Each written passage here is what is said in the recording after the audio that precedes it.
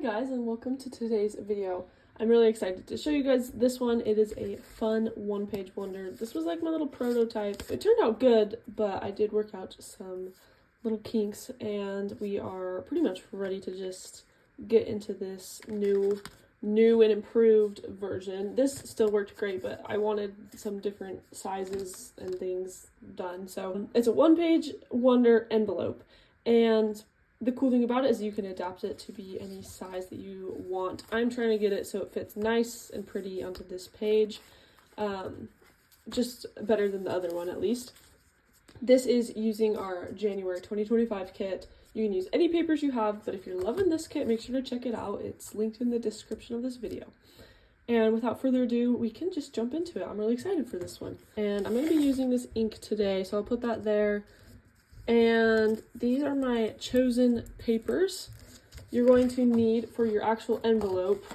This is just for the embellishing if I decide to do that later. But for the actual envelope, you will need a paper. It doesn't even have to be this exact size. It can honestly just be really any sort of square, rectangle type of a paper. I just did 19 by 21 centimeters. This is the 21 side. This is the 19 side. And so there's that if you need it. And you're going to need to just start by creating some folds, or if you have a scoring board, you'll create those. So here we are with my 19 side up on the top, and you are going to decide where you kind of want your creases made. Right now, we're creating the envelope pieces that get folded on the sides. So let me see if I can show you here. But we're creating these little flaps. We're creating those folds, if that makes sense. And so you're going to have to make sure that they will be able to overlap each other. As long as they can overlap each other, you'll be okay. So I'm thinking here, I need it to be pretty wide. I think this is kind of an ugly paper I decided to put on. So I'm trying to cover most of it with this pretty paper instead. So I do want it to be fairly wide. And I'm going to crease. I kind of already messed up on my creases, but it'll still work out. I'm going to crease at 2 inches and 2 inches. So I like to flip my paper so I don't have to do any math. And then we're going to fold that over and make sure it overlaps.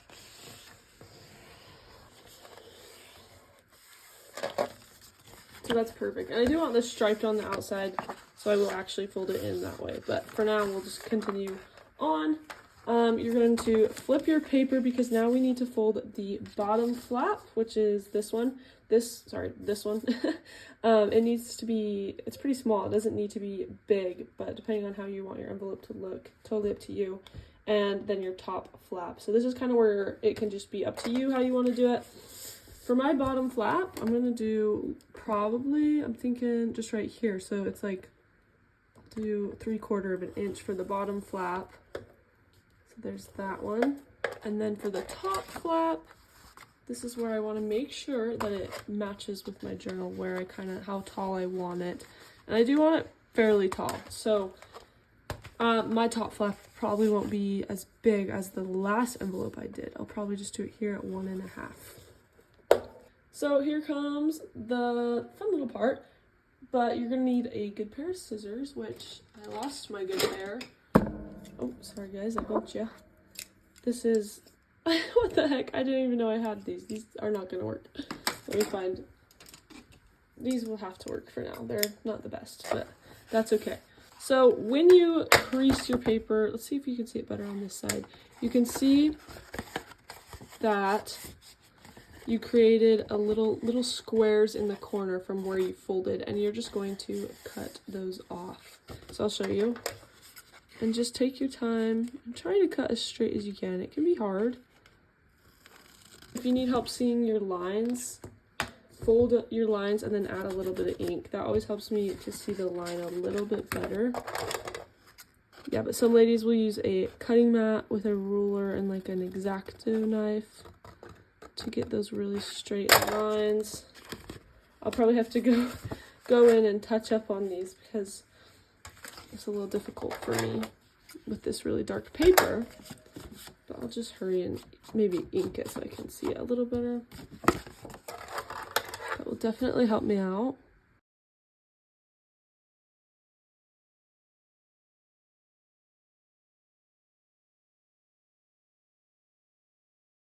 Alright, when all is said and done, this is what your paper should look like, just with those little pieces cut out. And on to our next step, which is a wonderful optional step. You're going to need your corner rounder, and just round out all the edges except for that bottom flap. So everything except for this bottom flap, because it's kind of hard to reach. If you can reach it, that's fine.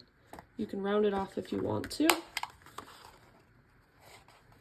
To me, envelopes just look really good when they have that rounded corner. There it is. And then from here, it's pretty simple. You're just going to ink and then assemble your envelope together. Now on this envelope, I don't know if you can tell, I did cut in this piece on the bottom. So I'm going to do that again. I might even try rounding it this time. So I just like to cut off a little corner, and then I can somewhat round it out. And the tricky part is making it even.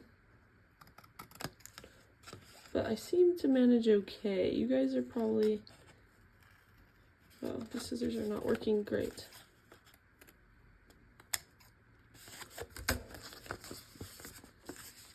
That's not too bad. It's not great. And then I like to ink, even if it's just a little bit. Just helps give it a finished look.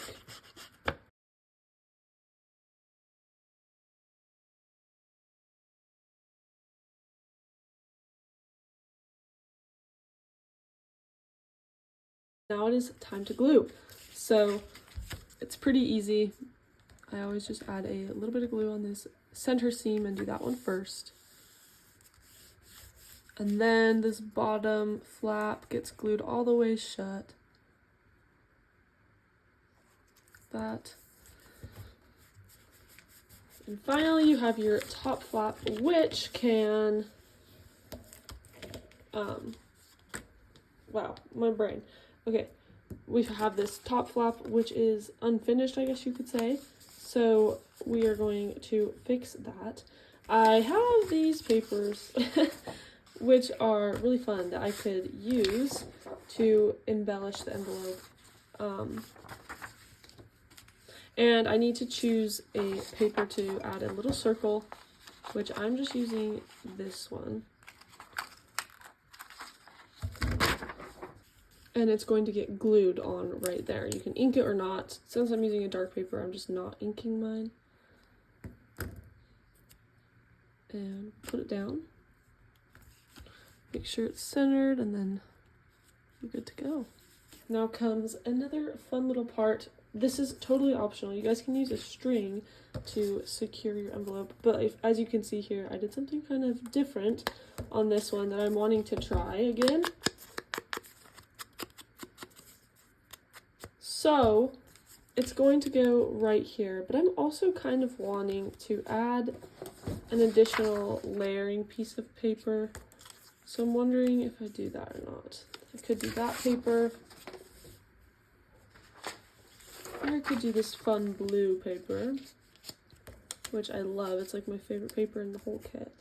So I think I'm going to do that. And to do that, I'm just going to grab a pencil and mark the correct size that I'm going to need, and then cut it out. So let's do right there and right there. This is a totally optional spot that you guys don't have to do.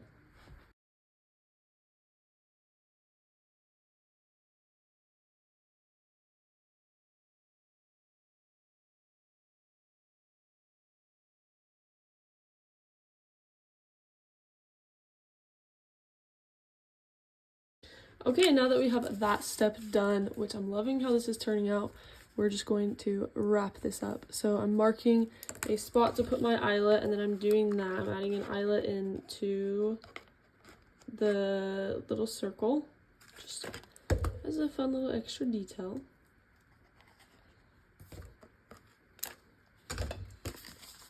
Super cute. And then we have this piece, and I gotta prep it. I'm not gonna put an eyelet in this one. I decided, well, no, I will. So find a spot that you want to put a hole punch into, like a little mini tag or a piece of ephemera or something.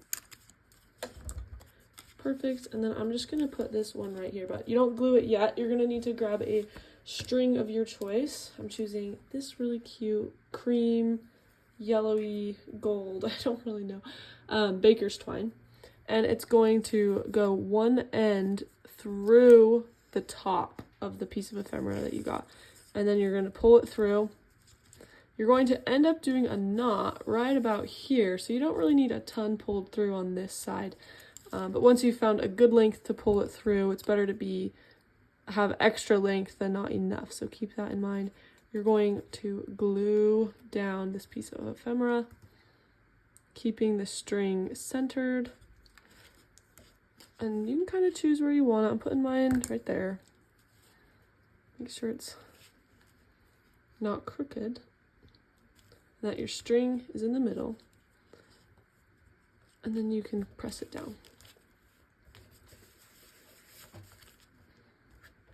From here, grab that string, and the way you close this envelope is you go through the back of that hole or eyelet, and you pull it through like that, and then you pull this string around the back, and then you can create a little bit of a knot. On this envelope, I doubled up my string, and I'm not doing that on this one because it just was a little bit too thick for my preference, but totally up to you what you want to have going on there. Then I'm going to tie a little bow and trim off any excess.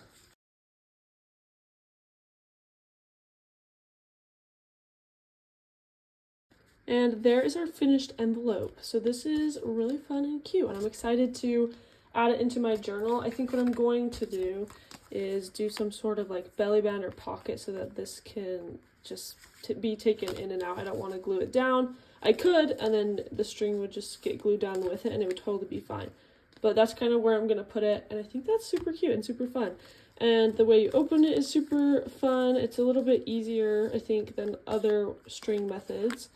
But there it is, and then you have your envelope there to put items in. I love it. It's super cute. So thank you guys for watching this video. Again, this is the January kit. So take a look at it, and if you're loving the blue, make sure to check out the kit. And if not, that's totally fine. Thank you for supporting me and watching this video. You guys are seriously the best, and I hope you have a wonderful day, and we will see you next time. Bye.